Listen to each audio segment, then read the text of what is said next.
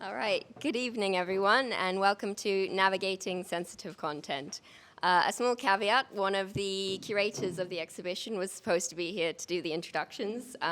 She was unavoidably delayed, so you're stuck with me. I will be reading a little bit because I didn't have time to memorize. But I will begin by introducing our wonderful panelists. Starting from the far right, we have Emma Shapiro, whose work is actually in the exhibition. It's on the screen behind you there.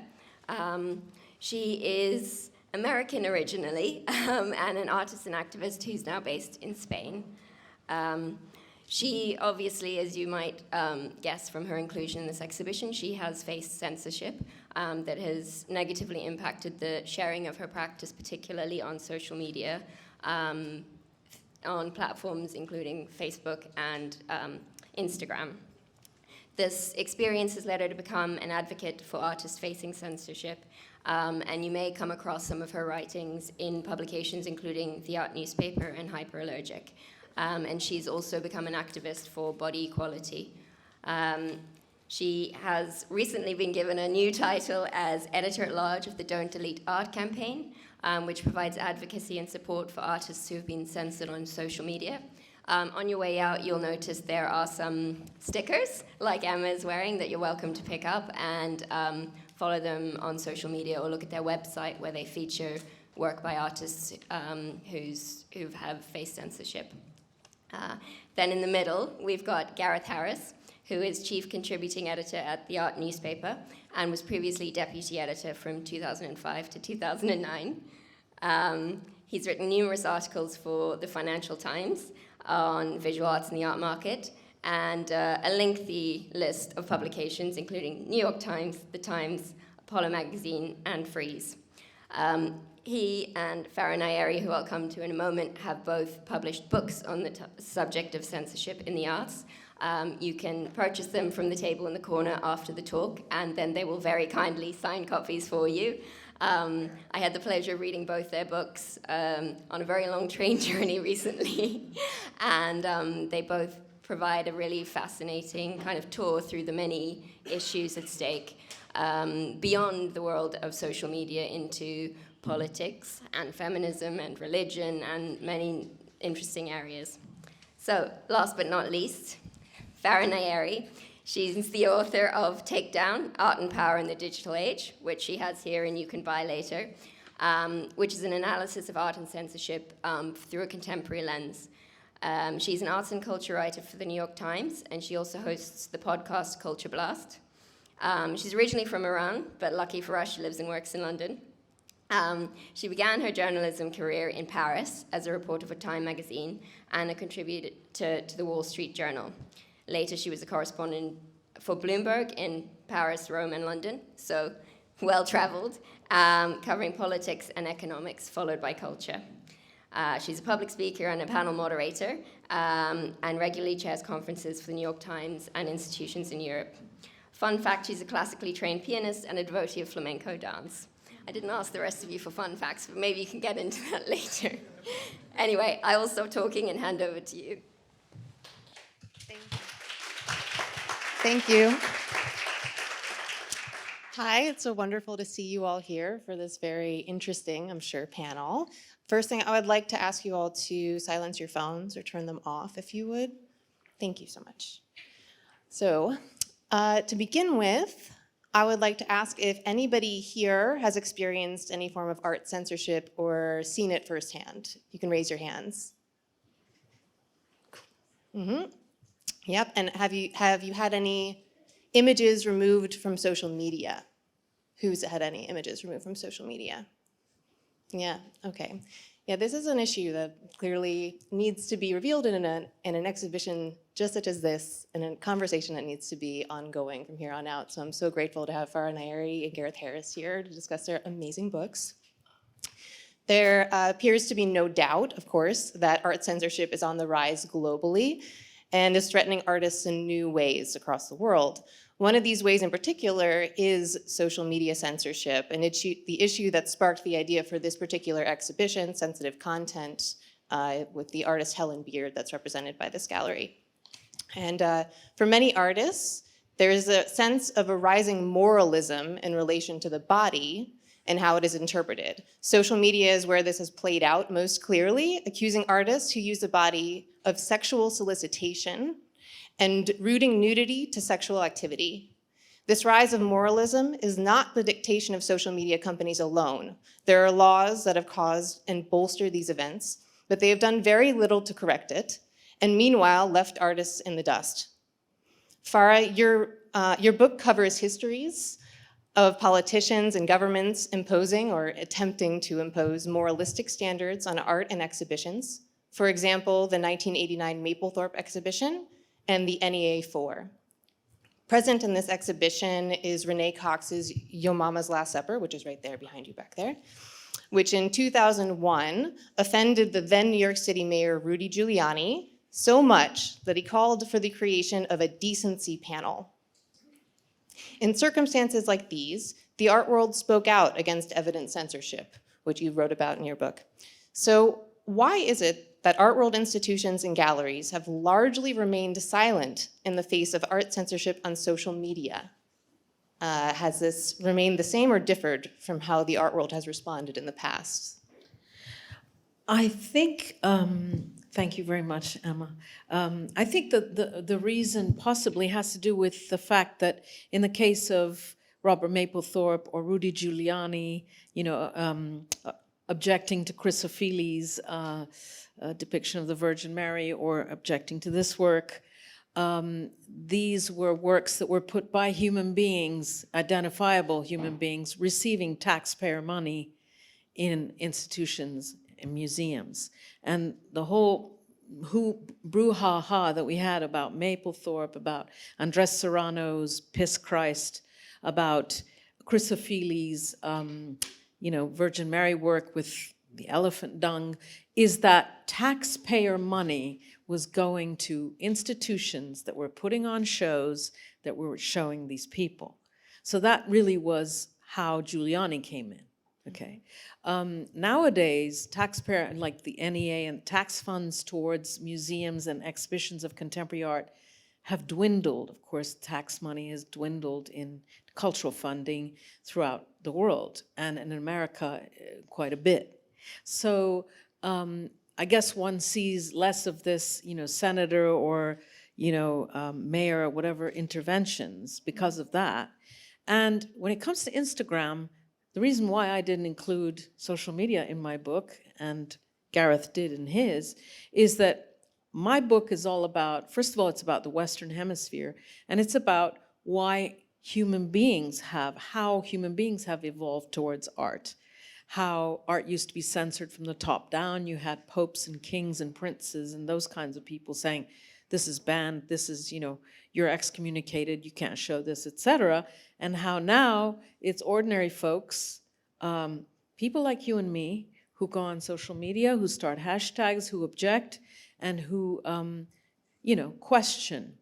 And bots and algorithms and robots are not human beings who are, to my mind, illustrating the evolution of the public. They're illustrating something. They're illustrating the evolution of technology, and the owners of those companies are, in a way, yes, of course they're human, but generally this is being done by algorithms and bots and its reaction to a nipple, etc. That work that we see on the wall there, as we were walking up, I was looking at it and thinking, is this work going to offend anybody nowadays? I really don't think so. I don't know that this work would be censored if it's, as it is, hanging on this wall. I'm sure this gallery is not going to have any objections to it because we've moved on. Mm-hmm. So the whole issue of social media censorship is it's not conducted by a human being or a dictator or a person. It's conducted by a machine. Mm-hmm. And these machines, I mean, Gareth will discuss it better than me, but these machines, they need to be controlled by human beings. Like there should be a panel mm-hmm. overseeing what these machines decide. But generally, I think I would make the distinction between human and algorithm versus machine, etc. Sure thing. Yeah, sure thing. Thank you so much. Gareth, I would like to discuss with you a little bit about, well, now that this is expanded out, yes, I think that's saying that in the United States we've maybe moved on from somebody like Rudy Giuliani calling for a decency panel, but certain other parts of the world have definitely clamped down on artists practicing, and especially their use of social media. So, and Gareth writes about that in his book.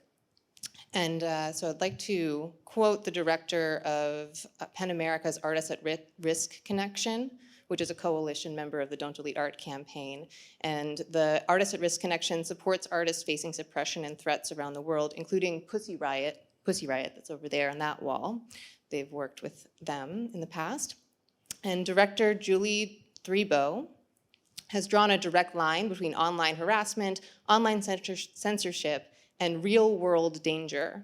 So working with artists who are under threat in countries around the world, she sees social media censorship of art as one of the largest red flags of artistic suppression.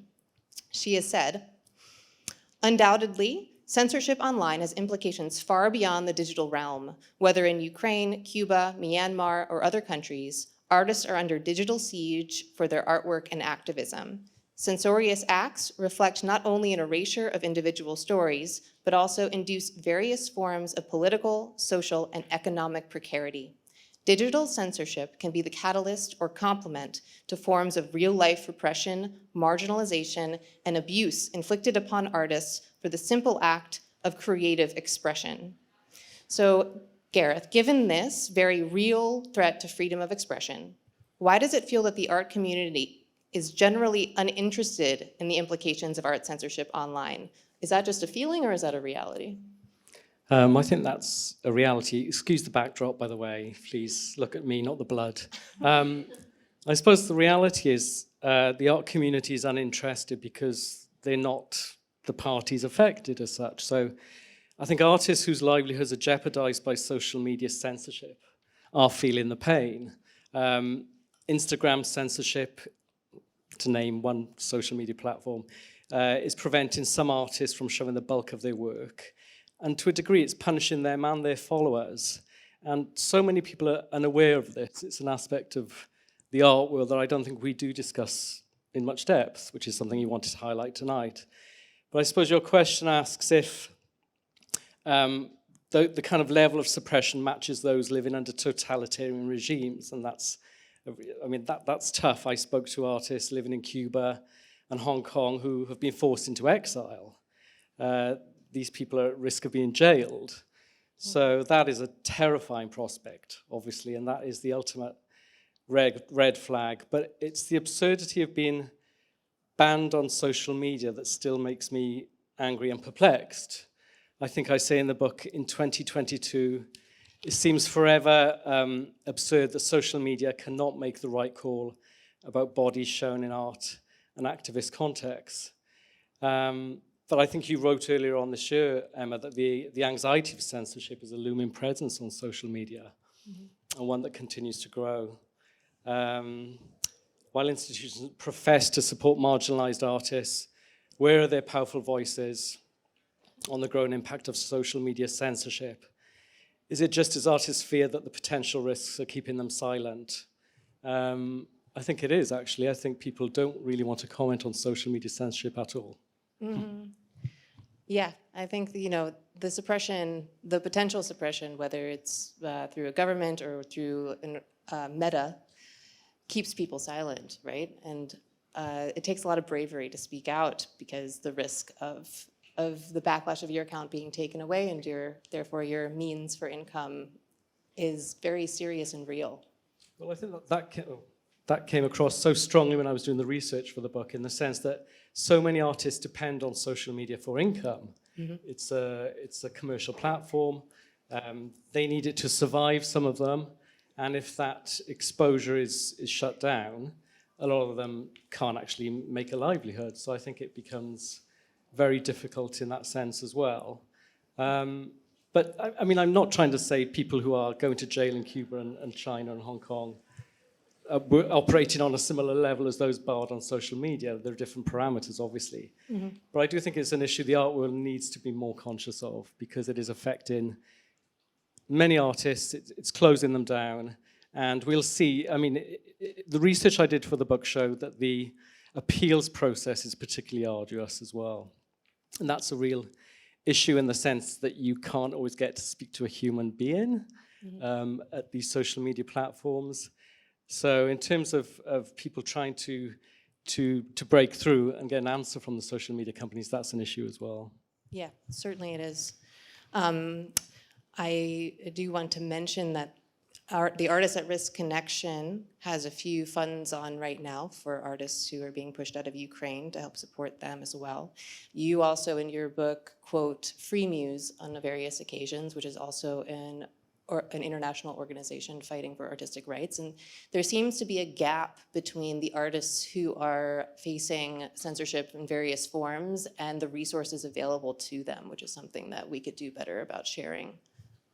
I think organizations like Free Muse do a fantastic job, actually, and they're brilliant in highlighting the plight of minorities around the world. And they produce amazing statistics in terms of LGBTQ plus artists as well, who are facing suppression around the world.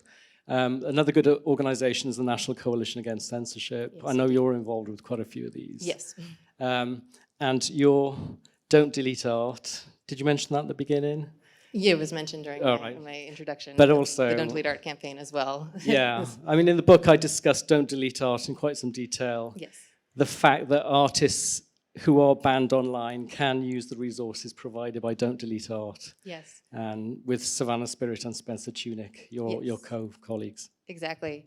Something that we at Don't Delete Art are tracking is the shadow ban. So how many people here are aware of the existence or non-existence of the shadow ban? By a show of hands. The shadow ban, well, Gareth, are you able to succinctly explain the shadow ban to those people who may not know what it is? The shadow ban is something that Meta has at various points denied in existence and also affirmed, but it means that artists, instead of having their posts removed or their accounts deleted, they are downranked or people are unsearchable. And so it makes it very difficult to know if your posts are reaching your audience, and usually they're not, but it isn't a situation at all in which you can appeal or contact Meta in any way, shape, or form. So it's as if you don't exist online or on social media. So Gareth does talk about the shadow ban a bit in his book, and the shadow ban, along with account removal, is something which hangs over the head of artists who are speaking out online about a variety of different things, including, say, abortion or Palestinian rights. So many worry that the reliance we have on social media and the threat of shadow banning or account removal may cause those who ought to support artists to instead acquiesce to the rising moralism, especially when it comes to the body and art.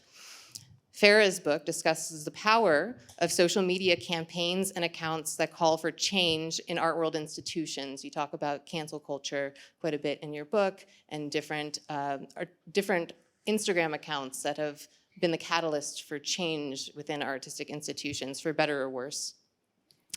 And so how do you think that the art community potentially could harness the same tool to push the art world to stand up for censored artists and to not be afraid to use their social media voice to speak out for censored artists?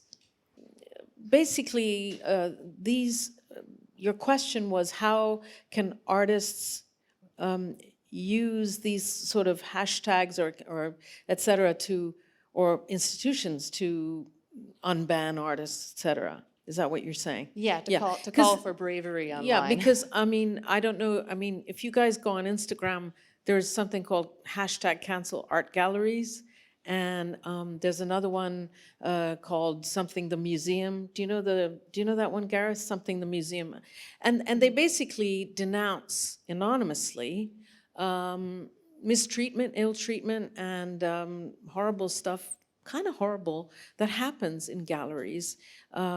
Right here in London and in New York and in other places where, for instance, interns are unpaid, where they are mistreated, where they're yelled at, where they're told to go and sit in the cupboard when the director comes, when they are shouted out to go and get his or her kale juice or matcha tea and have this much milk and that much oat or whatever, just actually horrendous behavior. And so I think that these channels, you see, when you go on there, you see certain galleries that are recurrently mentioned.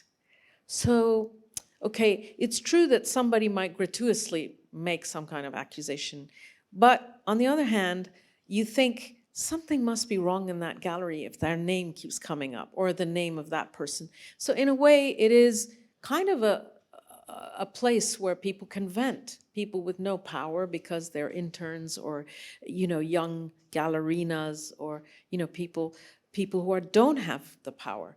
And so the question is, can this be used? Or sure, I mean, tomorrow you could, Emma, start a hashtag. I'm sure you've already started hashtags where you denounce the fact that on Instagram and on Meta, other platforms like that, artists have been censored.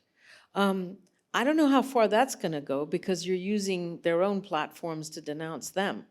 Mm-hmm. I think this should turn into like a monstrously loud campaign, because here's why. Because I think art is so important. The livelihood of artists is so important. Many of you here are artists or who are involved with art. And Instagram is really an important way for art and artists to thrive.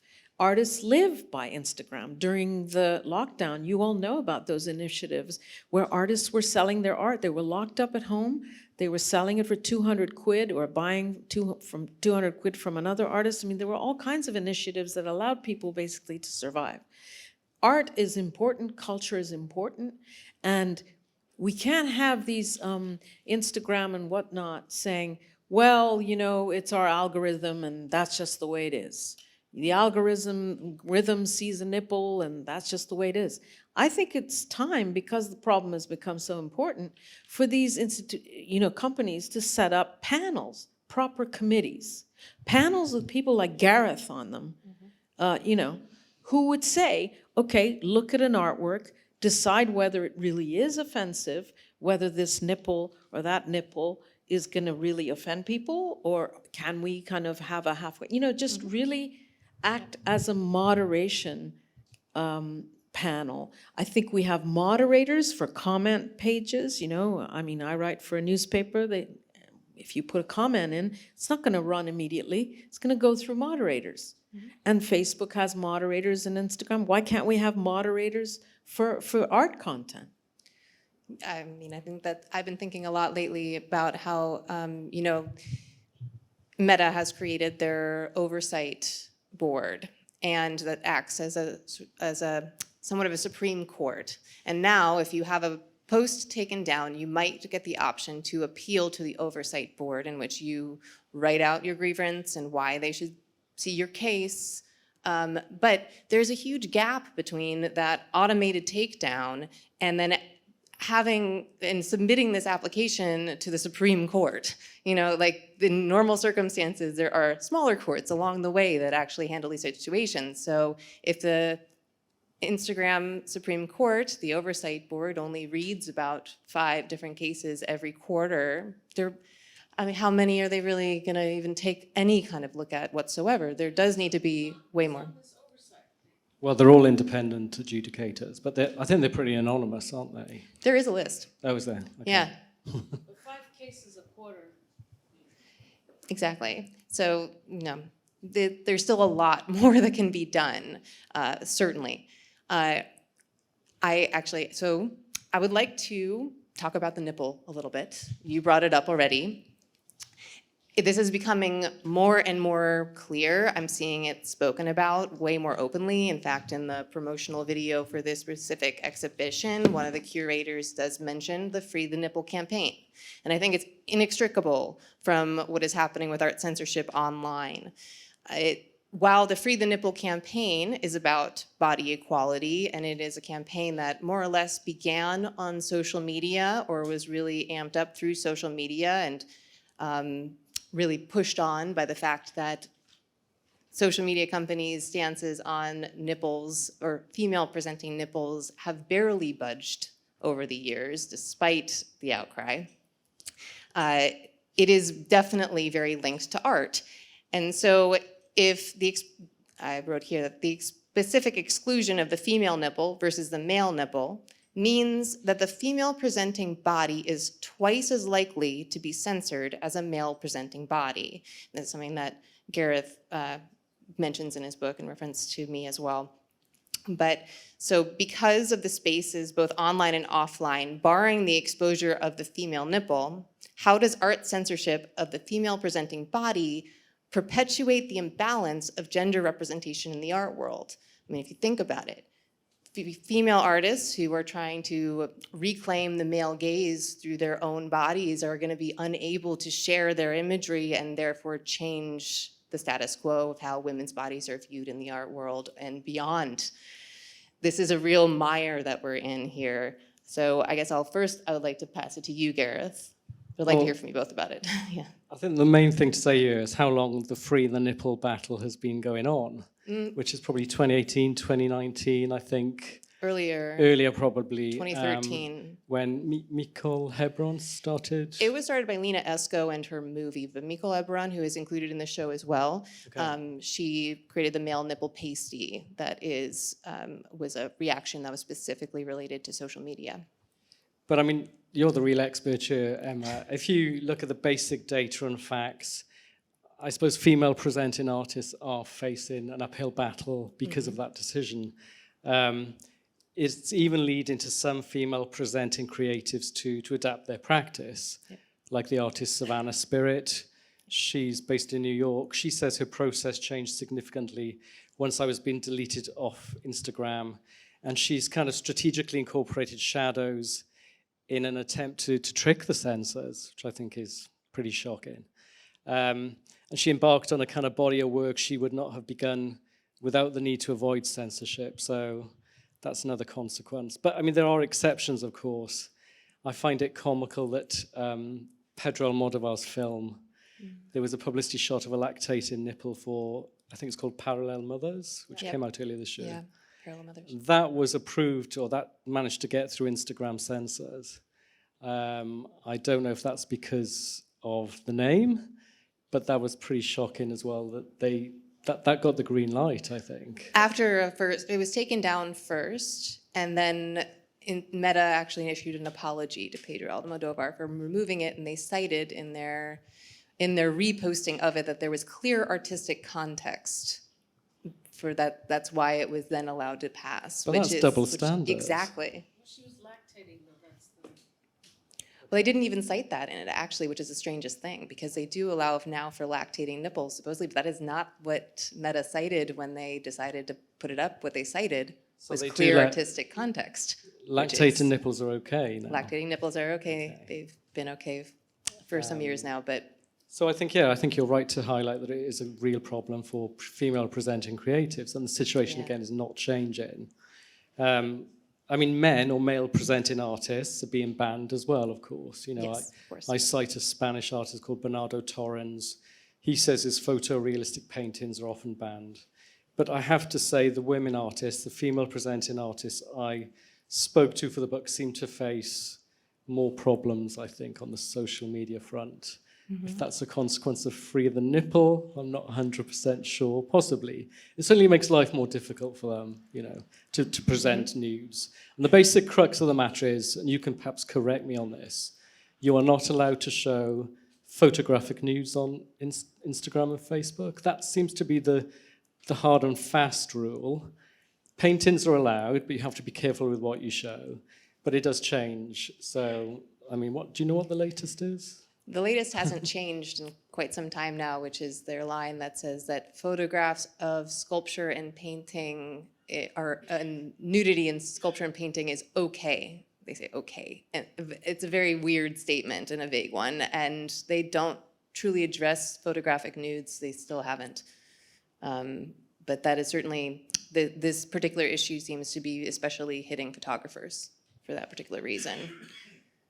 But yeah, so it's interesting, the inescapability, the Free the Nipple movement, that activism, and the bodies that represents, and what that movement represents, and how artists are very much entwined in that at the moment, where before I don't, if it wasn't dealing with social media and if it was just dealing with laws in states and countries, I don't think it would be as easily linked.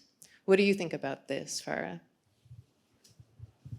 I mean, in the book, I kind of look at the way it was a couple decades ago, a decade ago, all the way up to the present. And what I notice is morality yardsticks are constantly changing.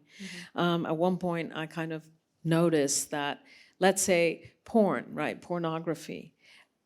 I don't know, maybe 30 years ago or more. I mean, for a child to come across pornography would have been shocking for their parents. You know, I mean, a boy or a little boy or a little girl coming of 10 or 8 or 12 or 14 coming across pornography would have been horrifying to the parents. So the parents might have had a copy of Playboy magazine or something more pornographic or a pornographic film, but they would certainly have been keeping it from the child, right? And so children were completely barred from this kind of content. Nowadays, I mean, I'm sure a lot of you are parents. I mean, no matter what you do, your kid is going to be confronted or actually watching porn pretty early on. And so porn has become, you know, pretty widespread, right? And so, but of course one has to go to a certain internet site to see the porn. You can't, Instagram is a public platform. It's a bit like billboards in a city. And so what we're demanding of Instagram and company is to allow us to show naked women, female presenting artists or female presenting people in the nude.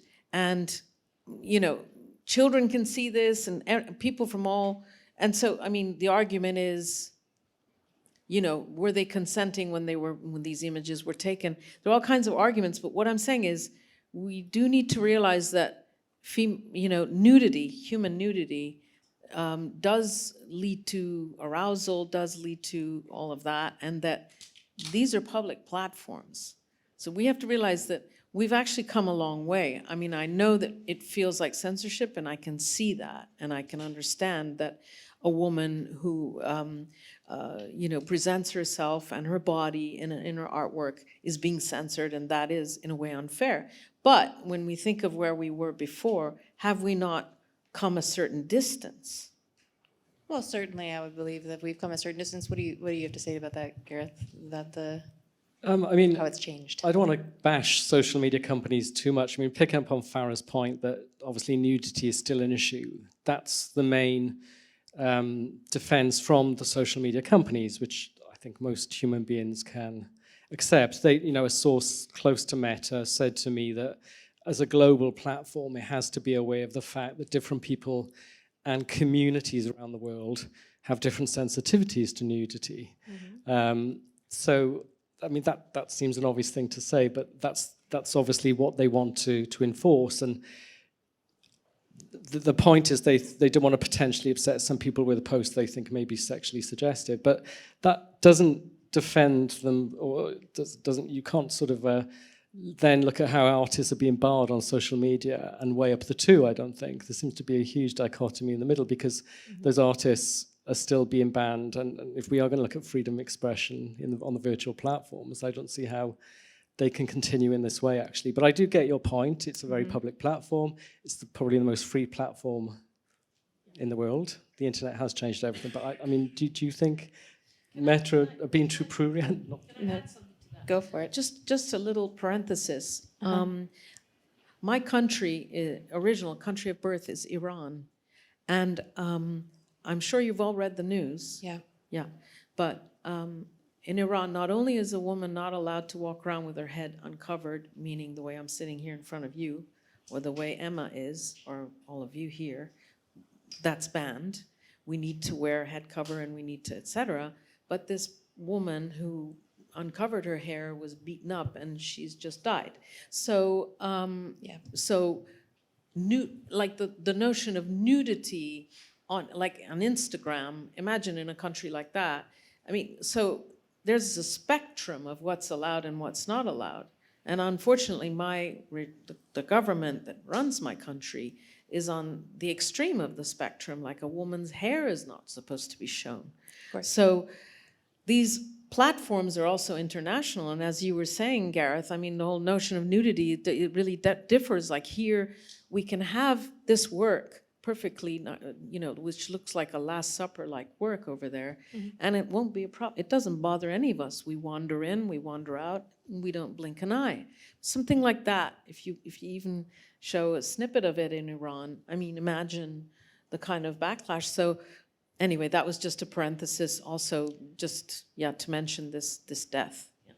No, it's very right to mention, and not something that we should well, leave out of this conversation, because that is very real. And I think it's something that artists who are struggling against censorship online struggle against on a regular basis at this point, as the conversation has started to become more widespread, is I'm not saying you're saying this, but that the idea that it's a frivolous concern, that, you know, we are lucky enough, and that why don't we just be quiet and do our artwork, and leave Instagram, start your own platform, that kind of thing. It's important to keep an eye on these particular issues, even if I do have the freedoms that I get to enjoy, and other women in the world don't get even close to what I have. But this is why it's important for organizations like Artists at Risk Connection or Free Muse to continue to document these things, because if we let it slip, it could our rights could slowly disappear before we realize that they're gone for good. It's a complicated conversation to have on a global scale, for sure. But can I just say something Absolutely. else? In terms of the social media censorship, I suppose what it's feeding into generally, and I hate using the term, is the intense culture wars of today. Mm-hmm. So probably post-2016, I'm plucking that out of the air, but I'm thinking of the B word and things like that, when ideological divides became more pronounced. Mm-hmm. I think the new culture wars, even though I thought they had vanished for a point, possibly in the mid-2000s, I think they were restarted probably around, I think it was 2010 when, what was the piece? It was in the Hide and Seek show at the National Portrait Gallery. It was the film by David, I never know how to pronounce this, Vonarotchix. Oh, right. The Fire in My Belly, Yes, which I think was the crucifix. Right. So I think from that point, the culture wars were reignited. I'm going to be fairly specific there.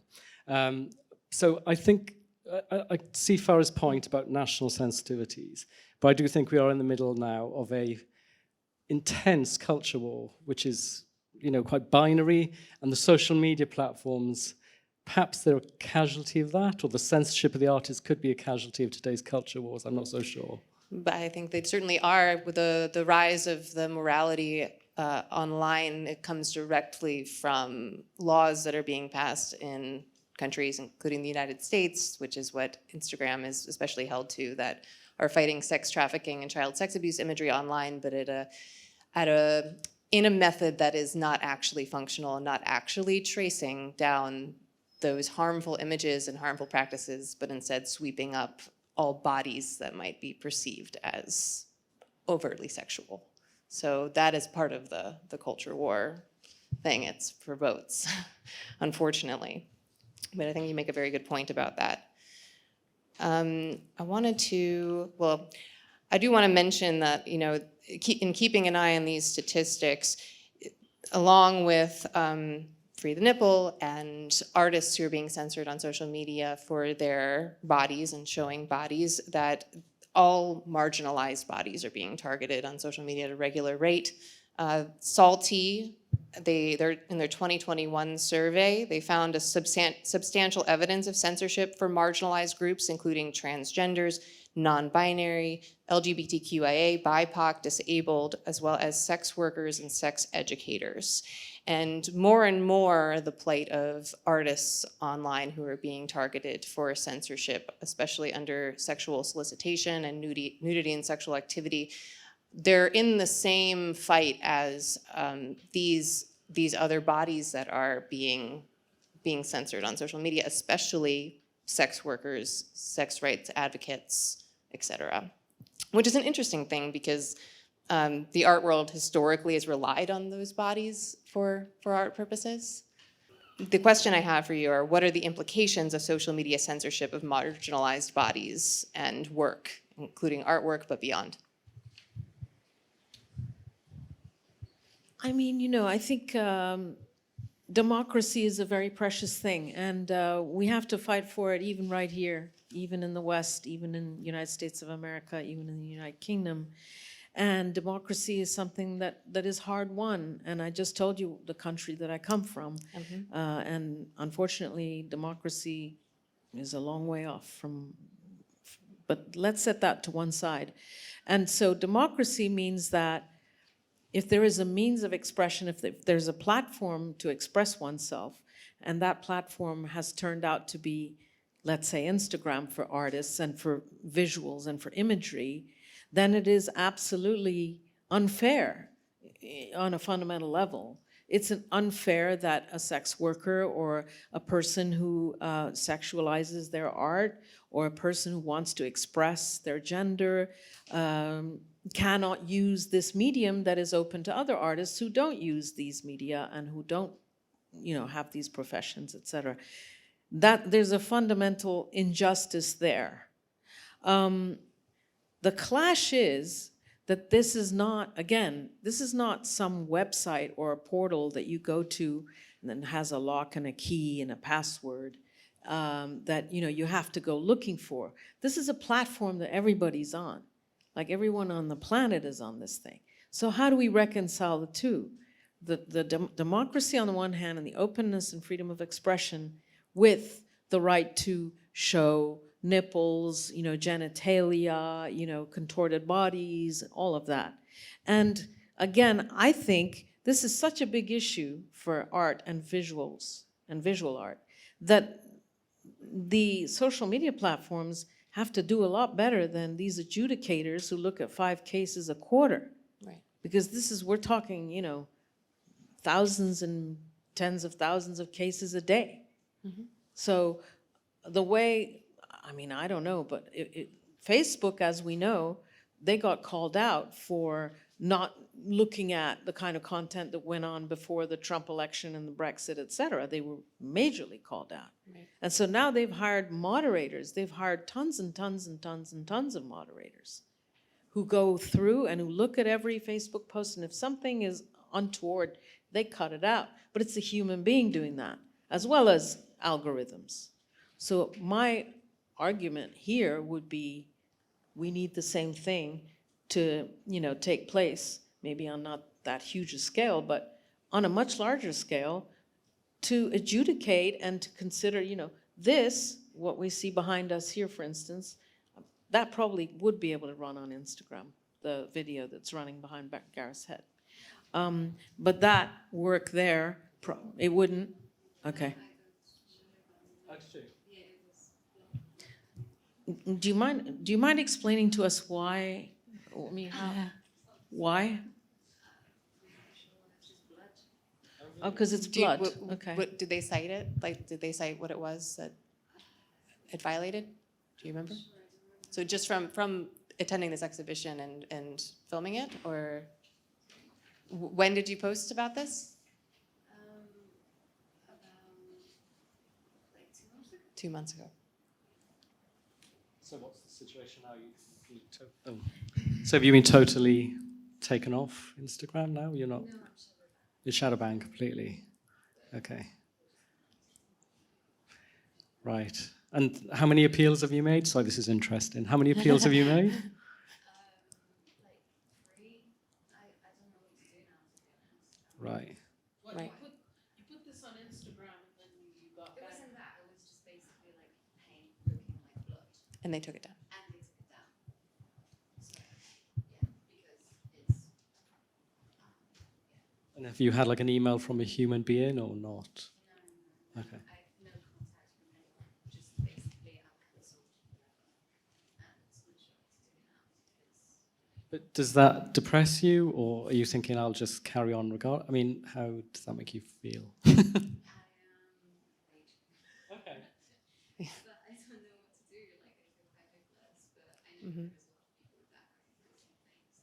Yeah, how many people here are going through the same thing? Me too.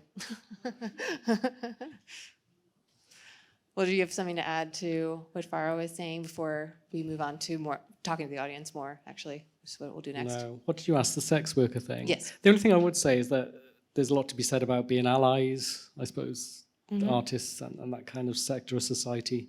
Definitely. You know, hope we can support each other there. And the only other thing I thought of was that it was perhaps social media was a kind of safe space, I don't know, for the sex workers in a sense. So that's totally been annulled now, you know. Yeah, it's being completely destroyed, that concept now. And sure. this is quite a radical development, but I think Pornhub was taken off Instagram last week. Really? I think so. So that's causing a lot of discussion. Oh, I missed that. And I think the powers that be at Pornhub are going to make a bit of a fuss. Interesting.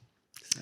Very interesting. Well, you wanted to move on to some questions from the audience? You need a microphone?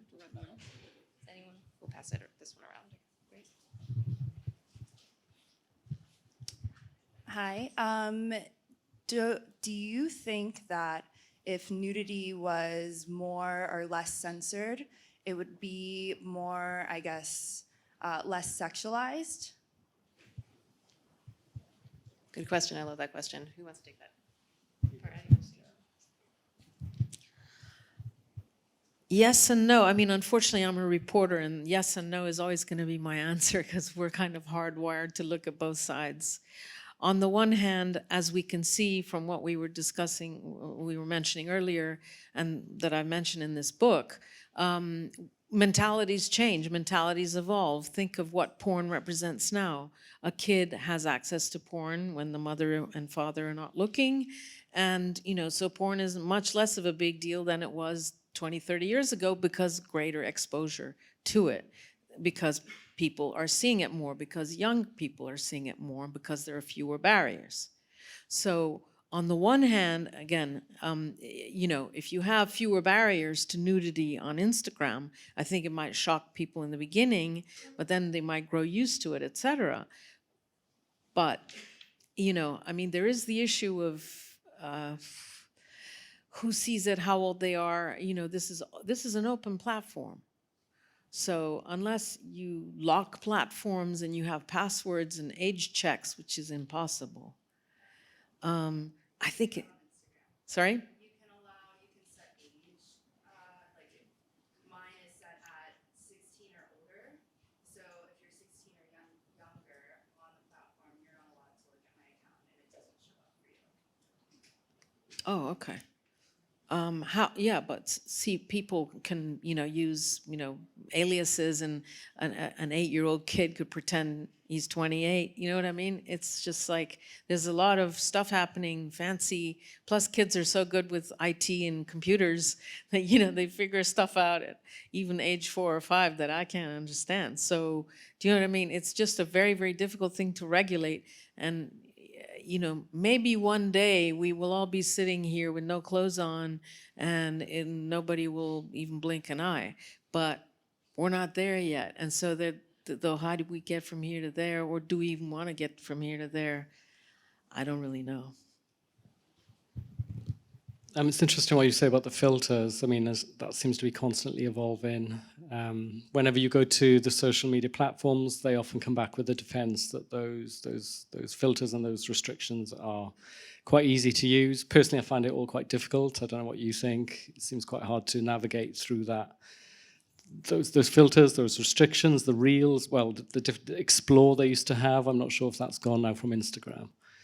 But I mean, in terms of the nudity issue, I'm not sure, you know, what are the boundaries on artistic expression. Then we could go on all night in that sense. But, you know, I'd much rather be an advocate for the artist in that way than anything else.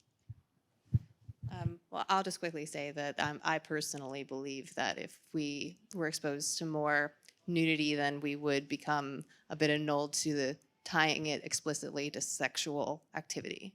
That comes from my own background. But the Free the Nipple movement especially, I think, has that as its centerpiece, and that by censoring the female nipple, we're just furthering its sexuality. Yeah. We move on to another question.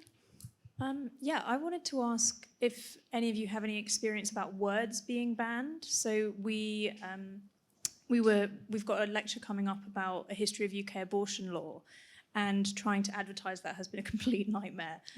It's just, and I don't know if words get shadow banned as well. I get a very, very strong feeling that the word feminism or feminist is often shadow banned because posts just go nowhere a lot of the time. I just wanted to know what you guys thought about that, if you have any. I've certainly read that that's the case and seen that to be the case, but it might be one of those things that's hard to definitively say, but for sure. Do either of you have insight on that? No, not aware of that, actually.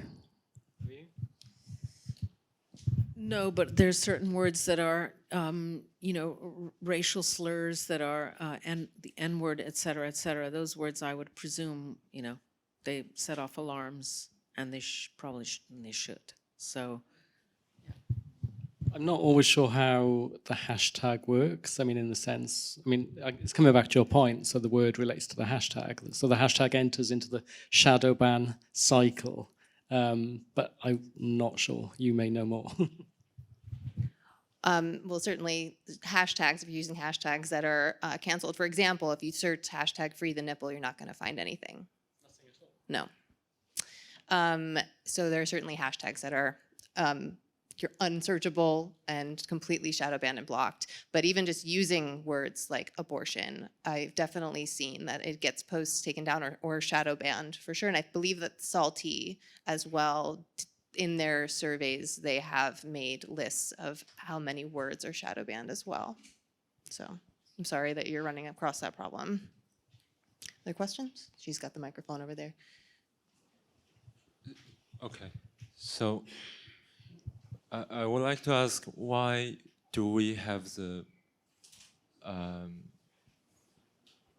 pre-believed idea that overexposure of certain content equals it's okay? I'm just believing there might be some socially psychological problem behind that. So I think there might be, because I listened to an interview of, Google, YouTube, guys that written the algorithm, what kind of content is exposed to a certain group of people. And if one group of people, because they want advertising money, so they want more time to be spent on the application. So overexposure of certain sides of ideas actually brought some sociological problem. So I think it's kind of a dilemma that the algorithm writers faced. And it seemed to me a much more complex problem than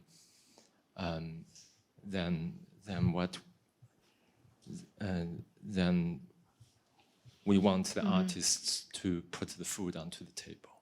Yeah. Yeah, I think that our concept of, say, social media to begin with was this idea that it was very democratic, and you put something out there and it's gonna be seen and shared because people like it, and the more views you get is because it's being shared more and you've earned that, but the reality is that these companies have created algorithms, and what they're creating is more clickbait. And so, of course, there are plenty of studies now or admissions that these companies are specifically focusing on content that is divisive because they know that it will, more people will engage with it. So our hopeful ideal of social media being a democratic platform is actually not a reality. And so that is a shameful issue, in my opinion. Yeah, I think that's really interesting. And also the fact that these social media platforms can't be more open. It staggers. I find it quite staggering that social media companies, not naming anyone in particular, don't really rate art and culture in that sense. I don't know if there's a term that we can give for the power of of art. Sorry, that sounds cheesy.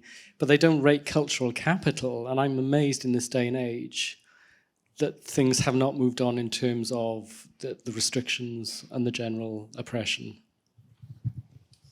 Yeah, I mean, I agree, and it kind of goes back to the point of how we really need a panel that will look much more seriously, many more moderators looking and examining art, and having these juries with people like Gareth or yourself, sitting there, maybe me even, sitting there and just sort of looking at, excuse me, this is a sculpture of a contorted female body. Yes, we see her nipple, in the corner of the image. Of course, sculpture is allowed. You said painting and sculpture is allowed. But let's imagine, or let's say there's a photograph of a contorted body, and we do see a nipple in the corner of the photograph. Is there reason for us to censor this when it is actually an piece of art photography by artist X who shows with gallery X, who is at X fair, et cetera, et cetera?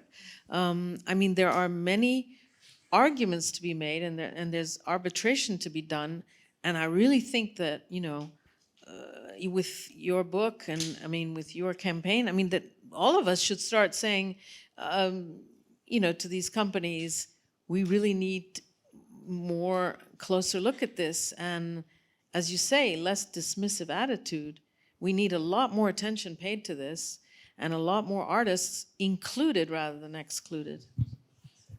So just quickly as well, also the idea that social media or how we absorb art, I find it quite fascinating. We really need to think about how disposable social media is, in the sense that it's the swipe culture. So that perhaps shapes how we view art and artists. Perhaps that's a core issue that we should all be analysing, how quickly we absorb and digest in the day. We all do it every day, and I just wonder why I think we probably don't get too irate about why certain artists are banned on social media, because we are all part of that swipe culture, and it feeds into that disposable ethos. Interesting point. Sure thing.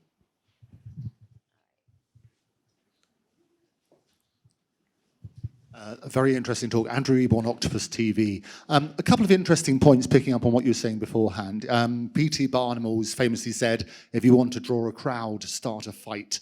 So they always work on that sort of controversy. But doesn't it all boil down to the rules? And if the rules are very simple and understood, then you can basically tell the bots and the AI and the various things, this is what applies. So you don't necessarily need an expert panel. What you need is clarity about the rules and working on that sort of basis. So my question to you is, what should those rules be? What would you allow and what would you ban?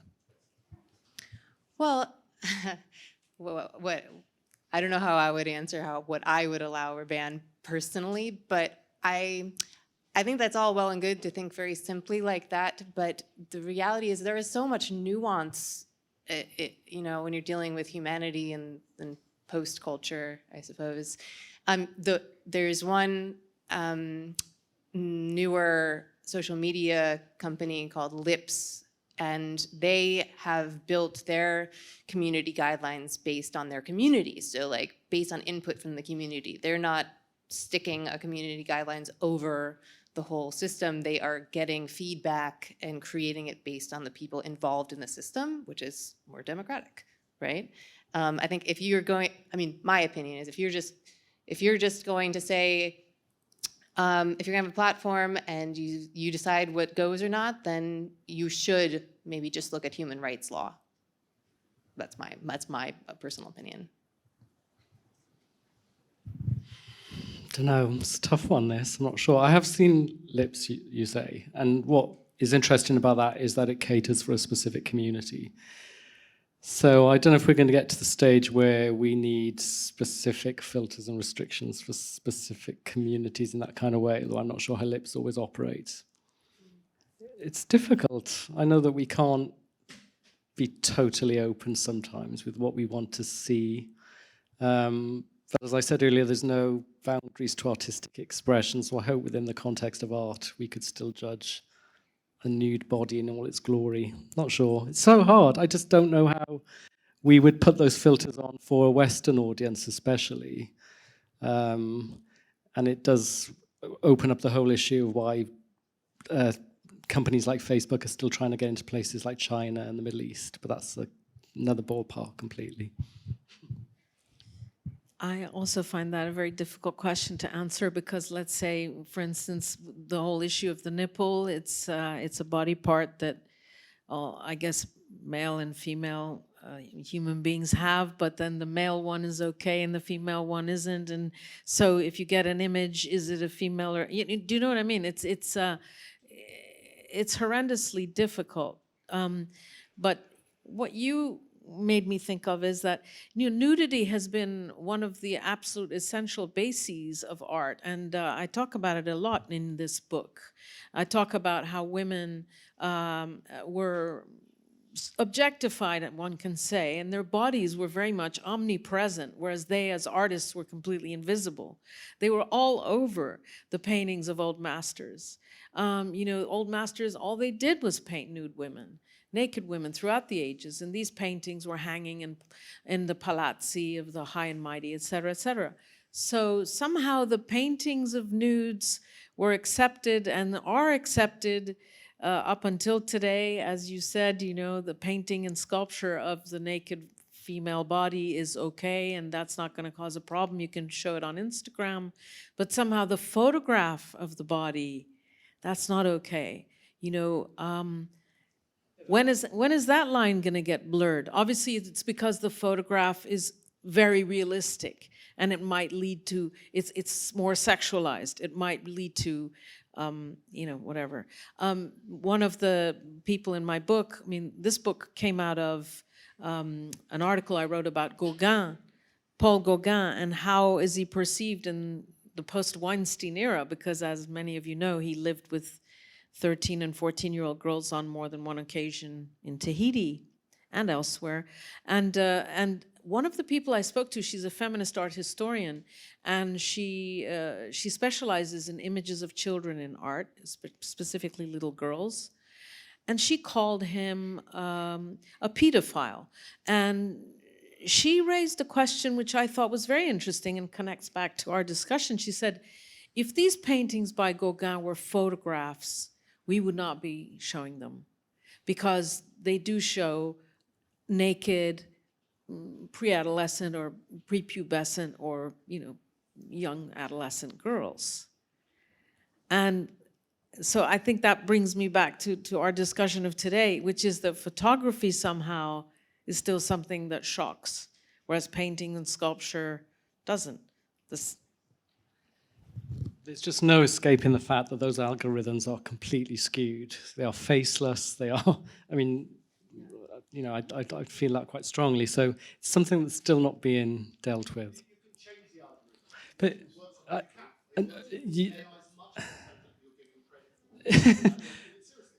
if you understand the rules, and this is why it's interesting hearing you're saying you can't set the rules. If you want the dialogue with people who set it, you need to have that clarity. But if they gave that clarity, then we would appreciate that. I can't seem to find that clarity. Perhaps I'm being particularly... Well, that's the question they're going to ask you, isn't it? Is what do you think? How do you I think part of art is to shock.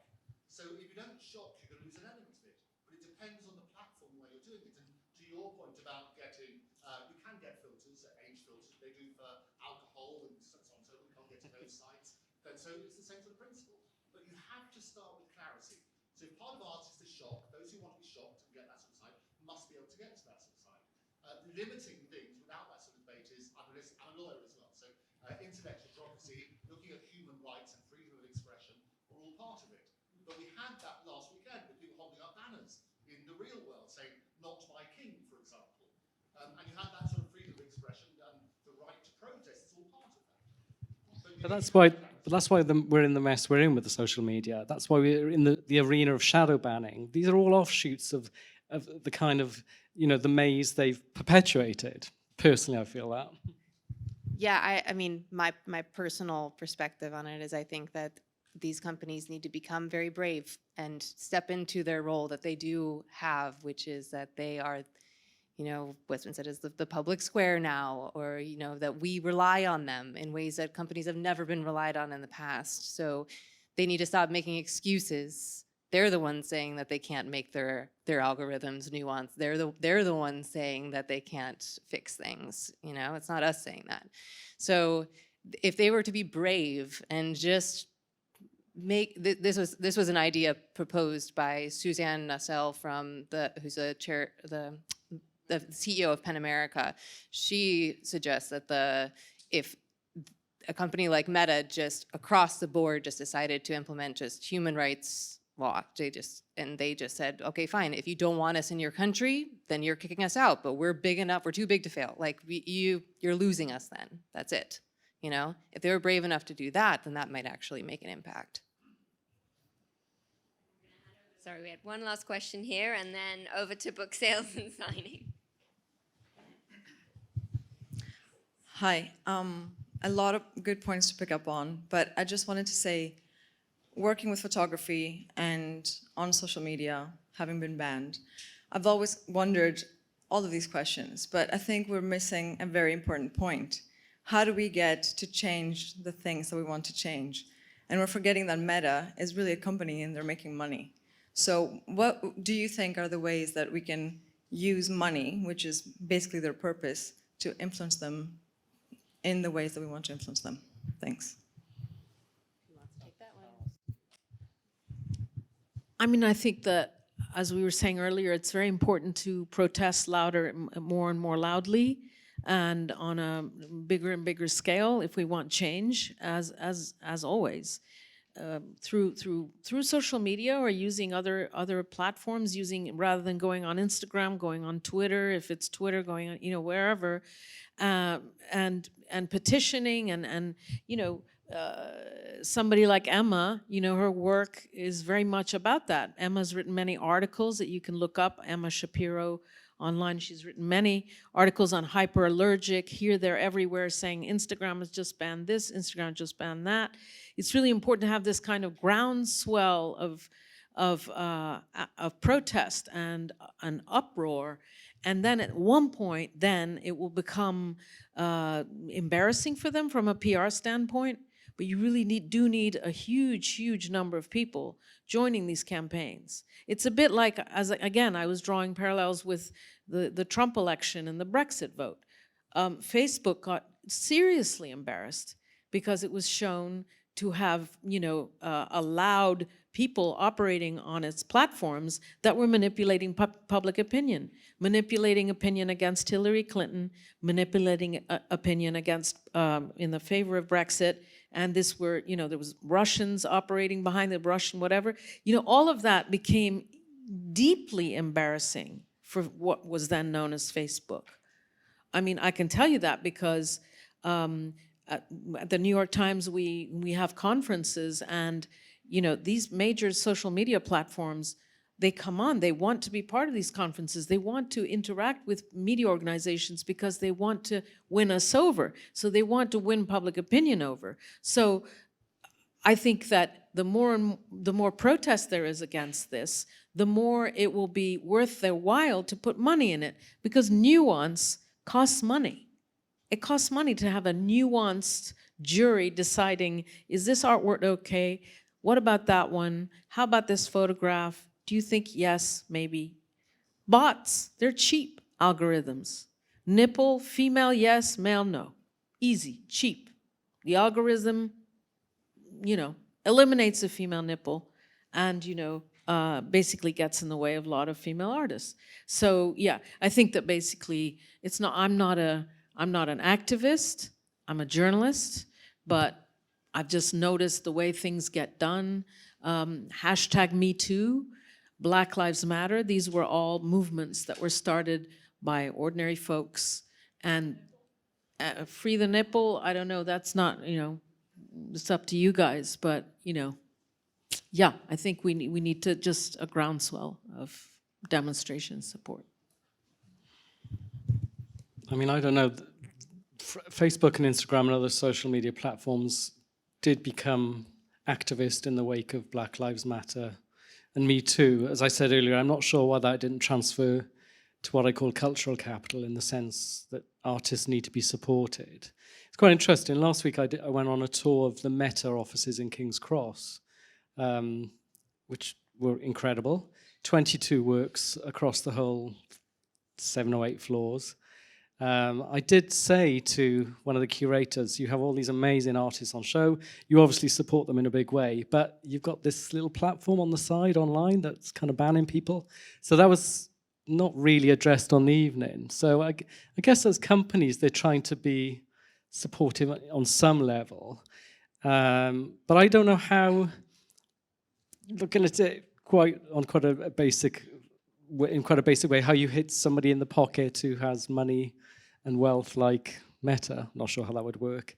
Perhaps a national treasure such as Grace and Perry needs to be banned on Instagram or something. I don't know. Something that would really make waves. But again, that's not a financial consequence. Has to be that's a cultural consequence.